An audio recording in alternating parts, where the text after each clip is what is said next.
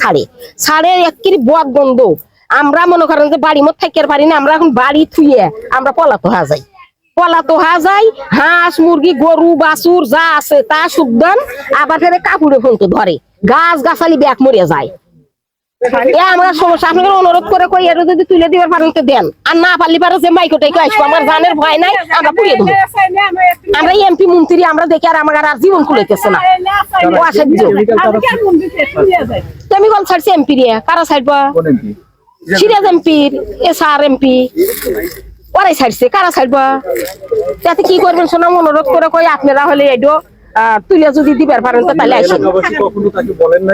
বলছি অনেক বলছি, দেখ নিয়ে তাকে পাইছে আইসে আমাকে ভয়ঙ্কর দেখায় আর আমরা পলাই। হ্যাঁ এটা চলতেছে 3-4 বছর হলি, 6-7 বছর। আমার নাম মোসাম্মদ আসিয়া খাতুন, আমার স্বামীর নাম মজিদ। আমি আমার তাইশাবালা বাড়ি, এটা কুনিঘাট ধরে।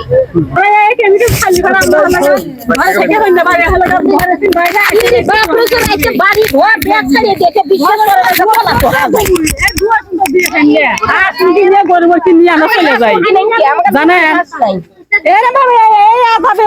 থাকি তাহলে দেখেন। আমার নাম কহিনুর, আমার এই জায়গা হলো আমার এই যে গ্রামের নাম হলো কুনিঘাট কাশিয়া বললা সাথে পাশাপাশি। আমি পারভিন আক্তার, সুপ্রিম কোর্টের আইনজীবী।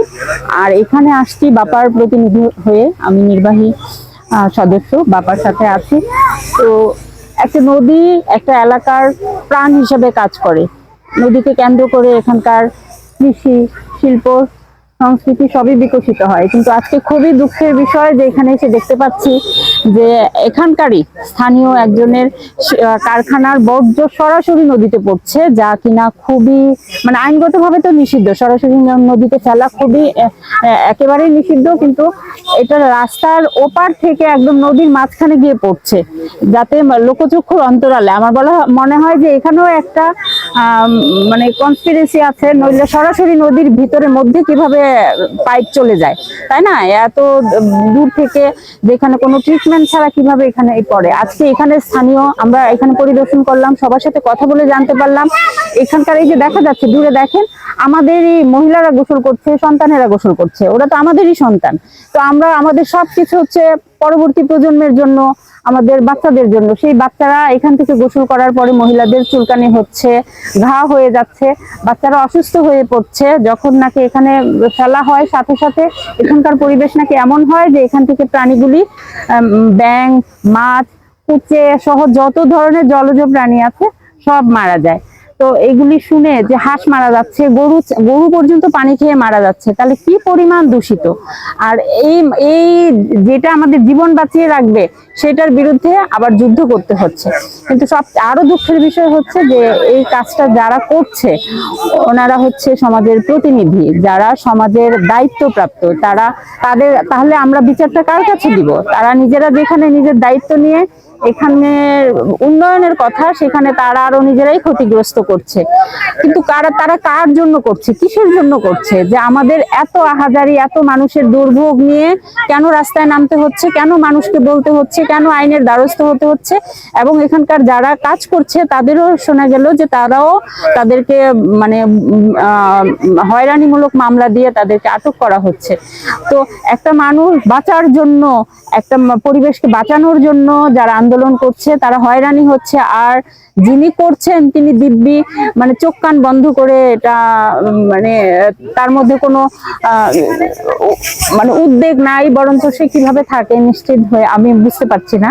কিন্তু আমাদের এখনো মানে এখানকার লোকজন যেমন করে কান্নাকাটি করছে বা আহাজারি করছে, এই আহাজারি যদি তার কাছে না পৌঁছায় তাহলে সবাই মিলে জাতীয়ভাবে এটার আন্দোলন গড়ে তুলতে হবে। প্রতি বছর আন্তর্জাতিক নদীকৃত দিবস পালন করি। তো নদীকৃত দিবস পালনের মধ্য দিয়ে যাতে একটি নদীকে আমরা দূষণমুক্ত করতে পারি সেই লক্ষ্যে এবার আমরা এখানে এসেছি। ফুলজোর নদীর যে দূষণ এবং যেখানে যে দখল এবং এখানের যে পরিবেশ, সেগুলো যাতে আরো মানে এই দূষণগুলো রোধ করে পরিবেশ সম্মতভাবে একটা পরিবেশ উপহার দিতে পারি সেই লক্ষ্য নিয়ে আমরা এসেছি। আমরা এখানে এসে যে আমাদের অভিজ্ঞতা হলো সেটি আমরা আশা করিনি। কারণ 3-4 কিলোমিটার দূরে একটা নদীর মাঝখানে বর্জ্য ফেলানোর যে ব্যবস্থা, এটা কত বড় শক্তিশালী গ্রুপ হলে বা মানুষ হলে সম্ভব।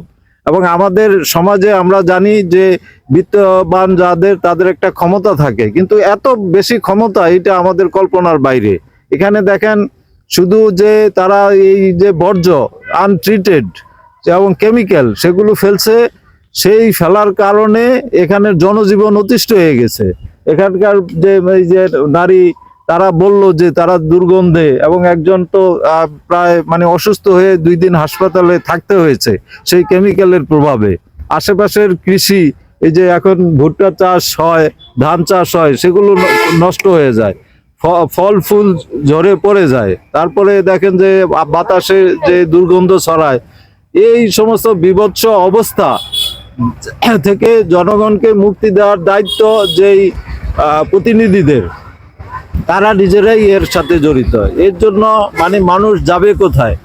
আমরা এখানে এসেছি, আমরা আশা করি যে এই অবস্থাটা নিরসনের জন্য সরকার অবশ্যই পদক্ষেপ গ্রহণ করবে, এবং আমরা আমাদের দায়িত্ব আমরা পালন করব। আমরা কিছুতেই এটা এভাবে ফেলে রাখতে, মানে সময়ের পর সময় চলে যাবে কিন্তু এভাবে থাকবে, এটা হতে পারে না। আমরা দেশের যে ব্যবস্থা গ্রহণ, অর্থাৎ আইনি ব্যবস্থা গ্রহণ, সেটি আমরা হয়তো করতে যাব। তার আগে আমরা জনগণের সঙ্গে নিয়ে আমরা এই আন্দোলনটি গড়ে তুলব। আজকে আন্তর্জাতিক নদীকৃত্য দিবস। নদীকৃত্য দিবস আসলে আমরা সবসময় কেন্দ্রীয়ভাবে ঢাকাতে আমাদের পালন করি, কিন্তু আমরা যখন দেখলাম যে এই ফুলঝোড়, এই সিরাজগঞ্জের এবং রায়গঞ্জের এই নদী নিয়ে আন্দোলন করতে গিয়ে মামলার শিকার হয়, তখন আমরা সিদ্ধান্ত নিয়েছিলাম যে আজকের প্রোগ্রামটা আমরা এই নদী পাড়াই করব, যে এই নদীকে কেন্দ্র করে এই জনগণের আন্দোলন এবং আন্দোলনের ফলে যে মামলা হয়েছে, আসামি হয়েছে এবং গ্রেপ্তার হয়েছিল, সেই পাড়ায় আমরা আজকে এসে উপস্থিত হয়ে গেছি। আমরা অত্যন্ত দুঃখের সঙ্গে লক্ষ্য করে আমরা এখানে আসার পর দেখলাম, যেখানে আমরা অবস্থান করতেছি সেইখান থেকে যে কেমিক্যালের বজ্রটা নালা এখানে করা যায় প্রায় 3 থেকে 4 কিলোমিটার দূরে। অর্থাৎ 3 থেকে 4 কিলোমিটার দূরে একটা কারখানার বর্জ্য কিভাবে একটা নদীর মাটির নিচ দিয়ে কিরকম ভাবে এই নদীতে আসে ফেলা, এটা আমাদের বোধগম্য নয়। এটা হলো কিভাবে, এটা তো একদিন বা 2 দিনে হয় না, এটা হলো এক দশক ধরে আমাদের যেটা জানা মতে প্রায় 10-15 বছর ধরে এই জায়গাটা এটা পড়তেছে। কারণ আমরা শুনতে পেলাম যে এর আগেও ফলে কাদের ছত্রছায়ায় কারা এই কাজটা করলো, আমার মনে হয় তাদেরকে আগে খুঁজে বের করা উচিত, যে একটা নদীর, একটা কারখানার বজ্র কিভাবে একটা নদীতে পানির নিচ দিয়ে একটা নিয়ে আসার কথা। আমরা এখানে এসে এলাকাবাসীর কাছ থেকে যেটা জানতে পারলাম, যে এলাকাবাসী যেরকম ভাবে প্রতিক্রিয়া তাদেরকে হচ্ছে, তারাই ঘরের মধ্যে থাকতে পারে না, এলাকার মধ্যে থাকতে পারে না, পানিতে নামতে পারে না।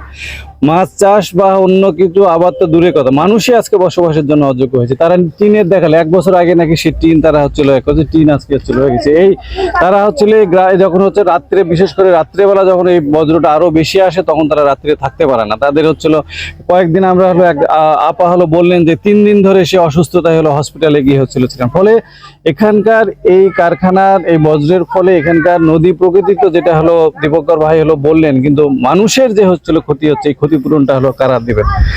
কিন্তু আমরা দেখলাম কারা এটা করতেছে, যারা আইন প্রণয়ন করবে, হ্যাঁ, যারাই যারা আইনের রক্ষক, তারাই আজকে আইনের ভক্ষকে পরিণত হয়ে গেছে। আজকে আমরা দেখলাম যে তার মানে কত বড় শক্তিশালী হলে তারা অর্থ বিত্তশালী হয়ে গেলে এবং ক্ষমতার দাপট থাকলে। আমরা দেখলাম যে কয়েক বছর আগে আওয়ামী লীগ সরকার ছিল, আমরা জানি উনি বিএনপির একজন সাংসদ। ওই সরকারের আমলে কিরকম ভাবে এরকম একটা দুঃসাহসী কাজ উনি করতে পারলেন, এটা আমাদের বোধগম্য নয়। অর্থাৎ যারা ক্ষমতায় থাকে, ক্ষমতার দাপটে থাকে, টাকা পয়সার মালিক, তারা যেন প্রকারে প্রশাসনকে কনভিন্স করে, প্রশাসনের ছত্রছায়া, প্রশাসনকে নানা ধরনের টুপাইজ দিয়ে তারা এই কাজটা করে। আমরা জানি যে কারখানা করেছে, তার তো কোনো অনুমতি নেই, পরিবেশ ছাড়পত্র নেই। মেন রাস্তার, হাইওয়ে রাস্তার মধ্যে কিভাবে একটা কারখানা, যেখানে কোনো অনুমতি নেই, সেই অনুমতিবিহীন একটা কারখানা কিরকম ভাবে মেন রাস্তার উপর তৈরি হতে পারে, যেটা আমার বললো যে অর্থাৎ এইসব কারখানার তৈরি করার ক্ষেত্রে অবশ্যই ইটিপি থাকতে হয়। আমরা জানি না সবসময় ইটিপিটা চালু করা হয় কিনা। ফলে আমরা চাই যে এলাকাবাসীর দাবির সঙ্গে আমরা একত্রতা প্রকাশ করছি। অবিলম্বে এই কারখানাটাকে সিলগালা করা হোক এবং কারখানা বন্ধ করা হোক, এবং এতদিন ধরে যে জীববৈচিত্র্য আমাদের মৎস্য আমাদের কৃষির যে ক্ষতি করেছে তার ক্ষতিপূরণ ওনার কাছ থেকে হচ্ছিল দাবি আদায় করা হোক, সেটাই আমাদের প্রত্যাশা। আমার নাম মোহাম্মদ আলমগীর কবির, সাধারণ সম্পাদক, বাংলাদেশ পরিবেশ আন্দোলন, বাপা।